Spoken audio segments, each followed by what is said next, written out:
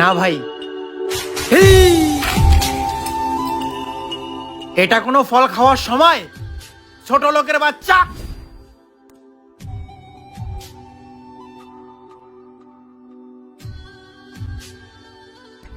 না, এটা তো কথা ছিল না। না না না না, এটা তো চাপ আবার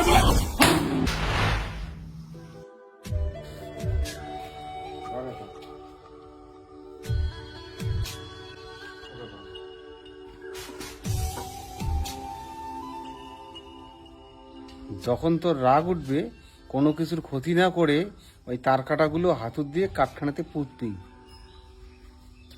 এখন তো রাগে আছিস, যা আজকে থেকে চালু কর।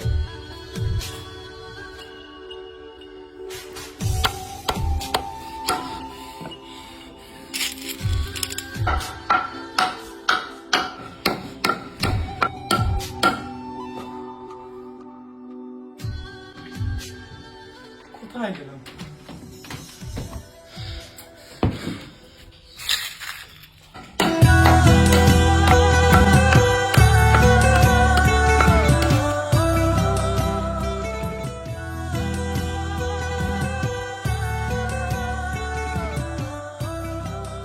এভাবে রাগের মাথায় কাঠটিতে পেরেক পুঁতে আমার কি লাভ হচ্ছে? কোনো লাভই তো হচ্ছে না। এত পরিশ্রম সব বৃথা। না, এবার পরিশ্রম না করেই নিজের রাগটা নিজের মধ্যেই কন্ট্রোল করে নেব। হ্যাঁ, কোনো রাগ করবো না আর।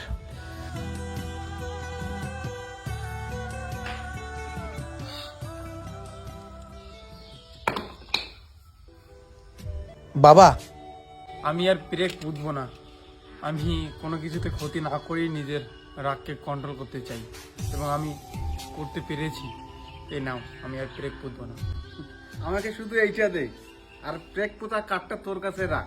আর তোর যেদিন মনে হবে আমার এক ফোঁটাও রাগ নেই, সেদিন ওই কাঠ থেকে ওই প্রেক গুলো এটা দিয়ে তুলবি, আর আমাকে ব্যাপারটা জানাবি।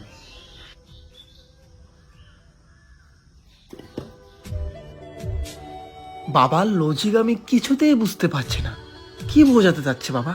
একবার পেরেক পুঁততে বলে, একবার তুলতে বলে। আমার তো আবার রাগ নেই বলা চলে। আমি তুলে নিচ্ছি পেরেকগুলো। চলো।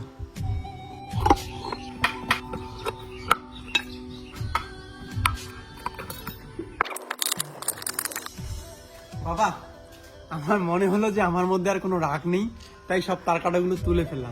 এখন এক কাজ কর, তোর পোতা পেরেকের আঘাতে কাঠটিতে যে ছিদ্রগুলো হয়েছে সেগুলো এখন তুই বন্ধ কর।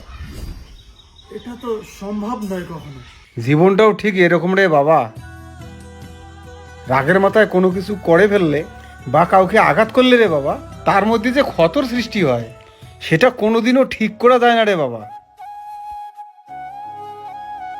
তাই যখনই কোনো বিষয় নিয়ে রাগ হবে বা কারো ওপর ক্ষুব্ধ হলে তাকেও আঘাত করতে হবে, এটা কোনো যুক্তি নয়। কারো মনে দুঃখ দিয়ে কথা বলা উচিত নয় রে বাবা। রাগের মাথায় কাউকে দুটো কথা বলে নিজের রাগকে থামাতে পারবে, কিন্তু একটা জিনিস মনে রাখবে, সেই তোমার দেওয়া কষ্টটা আর তোমার খারাপ ব্যবহারটা সে সারা জীবন মনে রাখবে। আর কোনো কিছু ভুল করার পর ভুলটা বুঝে লাভ কি? সেটা কেমন হয় বলতো? কারো পেটে ছুরি মেরে মার্ডার করে ফেললাম, পরে বললাম সরি, আমার ভুল হয়ে গেছে। কোনো লাভ নেই। তাই সময় থাকতে বুঝতে শেখো।